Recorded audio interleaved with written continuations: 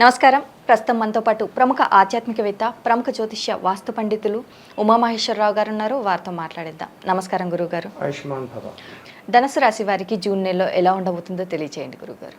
ప్రీతి యోగము గరజీకరణములో ఉద్భవించి ఉన్న ఈ ధనుసు రాశి వారి విధానాల్లో కురుడు వృషభ రాశిలో వక్రత్యాగం పొంది ఉన్నాడు.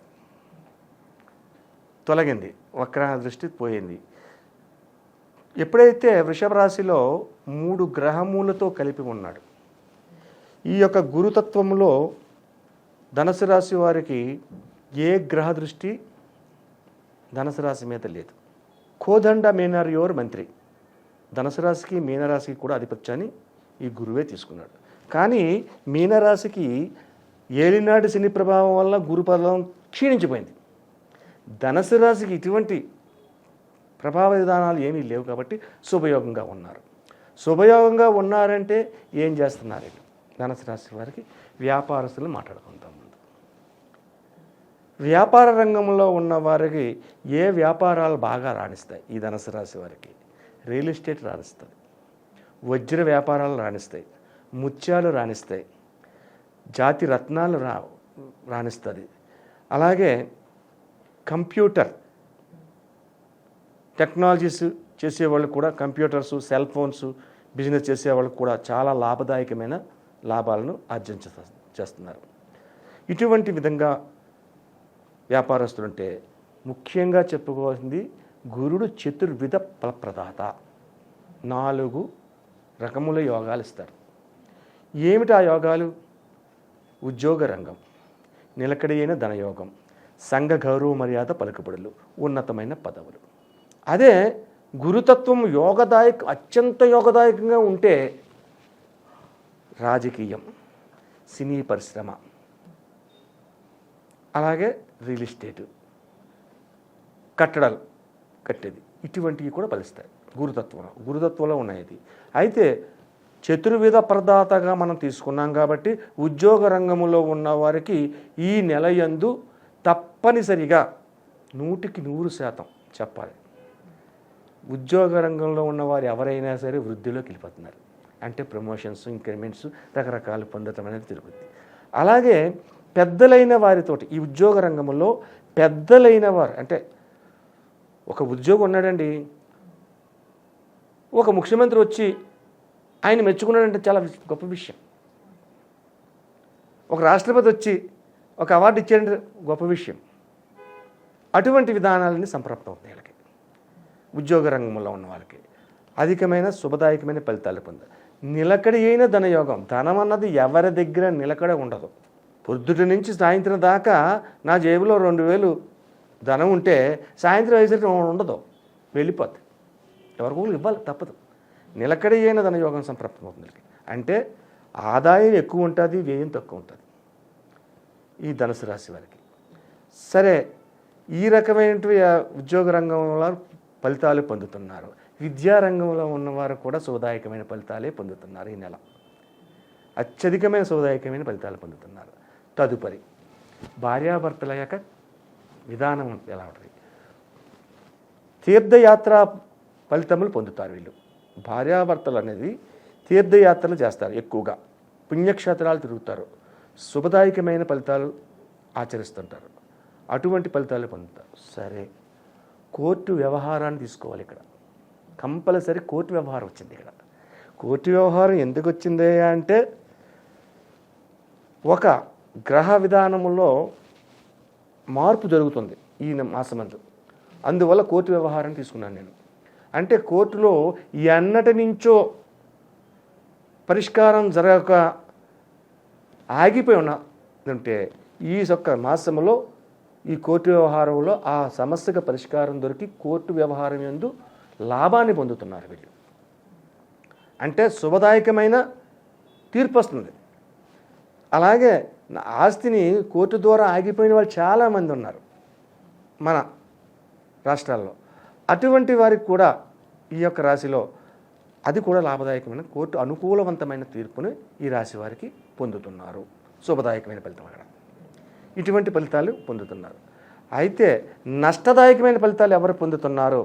ఎప్పుడు శుభాలే ఉండవు, నష్టాలు కూడా వస్తాయి. పగలవగానే రాత్రి వస్తుంది, రాత్రి అవగానే మళ్ళీ పగలు వస్తుంది. కాబట్టి అందరికీ శుభదాయకమైన ఫలితాలు ఉన్నాయి, కానీ నష్టదాయకమైన ఫలితాలు పొందే వాళ్ళు కూడా ఈ రాశిలో ఉన్నారు. ఈ యొక్క ధనుసు రాశిలో ఏ రంగంలో ఉన్నవారున్నారయ్యా? వస్త్ర వ్యాపారంలో నష్టదాయకమైన పరిస్థితుల్లో ఉన్నారు. వస్త్రాల్లో మీ వాళ్ళు నష్టపోవడం ఏంటండి? వస్త్రాలు అందరూ కొనుక్కుంటారు, రంగరంగాలు చెల్లెత్తారు, 100 రూపాయలు పెట్టుకో వీడు తీసుకొచ్చి 1000 రూపాయలు అమ్ముకుంటాడు అనే నానుడు ఉంది. ఇక్కడ వీళ్ళు ఈ వస్త్ర వ్యాపారం చేసేవాళ్ళు బేల రూపంలో కొంటారు, పెద్ద పెద్ద లాట్ల కింద. అక్కడ మోసం జరుగుతుంది వీళ్ళకి, అంటే నష్టం జరుగుతుంది. వీటికి రావాల్సిన బేలు మారిపోయి ఇంకో బేలు వస్తుంది. పట్టు చీరలతో బేలు రావాలి, కాటన్ చీరలు వచ్చింది, ఏమైంది? అటువంటి విధంగా నష్టపోవడానికి అవకాశం ఉన్నది ఈ వస్త్ర వ్యాపారం. కాబట్టి వస్త్ర వ్యాపారం చేసేవారు ఎవరైనా కూడా తస్మాత్ జాగ్రత్త. అందరికీ శుభయోగమైన ఫలితాలు చెప్పాము. ధనుసు రాశిలోని లాభాలు బాగానే ఉన్నాయి, వ్యవహారాలు బాగానే ఉన్నాయి, అనుకున్న పనులు అనుకున్న సమయంలో చేయగలుగుతున్నారు, ఇవన్నీ బాగానే ఉన్నాయి. నష్టదాయకమైన పరిస్థితుల్లో ఉన్న వ్యాపారస్తులు ఉన్నారు, వాళ్ళు కూడా జాగ్రత్త పడండి అని చెప్పాము. అయితే పరిహార మార్గం ఏం చేసుకోవాలి?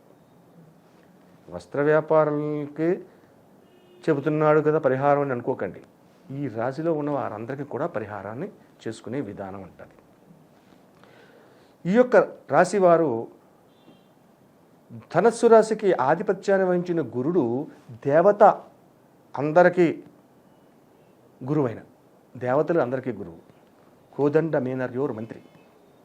కాబట్టి గురుతత్వ విధానంలో ఉన్నాడు కాబట్టి ఐరావత విధానాన్ని అవలంబించాలి. ఐరావత విధానం అంటే ఏముంది? గోమాత, గోవుకి చక్కటి పళ్ళు, ఏది ఈరోజు ఈ వారము ఆ వారము అని చెప్పటం లేదు, చక్కని పళ్ళు ఏదోటి, అరటి పళ్ళు, టమాటా పళ్ళు, లేకపోతే దుంపలు ఉంటాయి, తెల్ల దుంపలు అని అమ్ముతారు, పొటాటో, ఆ పళ్ళని ఉడకబెట్టి అవి పెట్టండి, గోమాతకి పెట్టండి. 3,000,000 దేవతలను ఆరాధించిన ఆరాధన పొందాలి కదా. గోమాత అనేది ఎక్కడుంది? స్వర్గంలో ఉంది, కామధేనువు.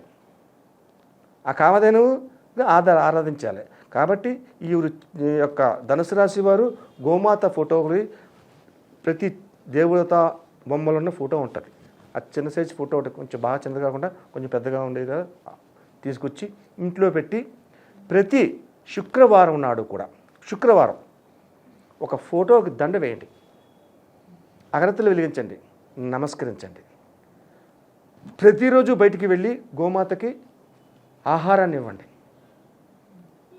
ఆహారాన్ని ఇస్తే 3,000,000 దేవతలను ఒకేసారి పూజిస్తున్నారు. కాబట్టి ఈ యొక్క పరిహారం వల్ల శుభదాయకమైన, అత్యంత లాభదాయకమైన ఫలితాలు పొందడంతో పాటు నష్టదాయకమైనటువంటి వ్యాపార రంగంలో ఉన్న వస్త్ర వ్యాపారాలకి వారికి అటువంటి నష్టాన్ని దగ్గరికి రాకుండా దూరం అయ్యే పరిస్థితి వస్తుంది. కాబట్టి ఈ యొక్క ధనుసు రాశి వారు నిత్యం గోమాతకి ఏదో ఒక పండు, ఇంకా మీరు భుజించకుండా ఉండి పెడితే ఇంకా మంచిది. అంటే పొద్దుటే కాఫీ టిఫిన్ తాగుతారు, అది కూడా చేయకుండా స్నానం చేసి ఇంట్లో దేవుడికి నమస్కరించి గుడికి వచ్చి దేవుడికి నమస్కరించి ఒక పండు ఫలము గోవుకి తినిపించండి. ఆ కింద పెట్టకూడదు, తినిపించాలి. తినిపిస్తే అత్యధికమైన శుభ ఫలితాన్ని పొందుతారు. ప్రతిరోజు ఈ నెల రోజులు శుభదాయకమైన ఫలితాలు పొందుతారు. చేయండి అలాగే. అలాగే గురువుగారు, ధనుసు రాశి వారికి జూన్ నెలలో ఎలా ఉండబోతుంది, మరి వీరు పాటించాల్సిన పరిహారాలు ఏంటనేసి చాలా చక్కగా వివరించారు. ధన్యవాదములు. ఆయుష్మాన్ భవ.